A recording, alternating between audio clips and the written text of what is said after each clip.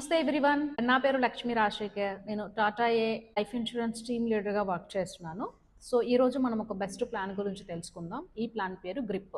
Grip అంటే guaranteed returns income plan. Okay, ఇందులో suppose per ఇయర్కి 1,11,000 చొప్పున 12 సంవత్సరాలు పే చేస్తారు.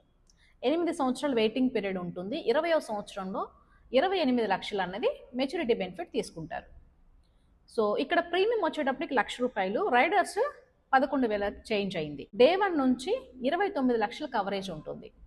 యాక్సిడెంటల్ కవరేజ్ 43 లక్షలు ఉంటుంది.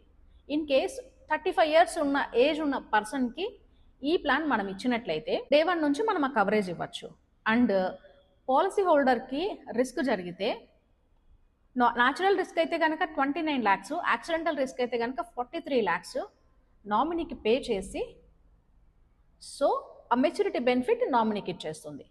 ఇన్ కేస్ పాలసీ పే చేసే టైంలో కూడా ఏమైనా రిస్క్ జరిగితే రిమైనింగ్ ప్రీమియమ్స్ కంపెనీయే పే చేసుకుంటుంది. ఆ రిస్క్ కవరేజ్ నామినీకి ఇస్తుంది. So end of the day maturity benefit మళ్ళీ నామినీకి ఇచ్చేస్తుంది. ఎక్కువ మనం పిల్లలకి పాలసీలు చేయాలని చూస్తాం.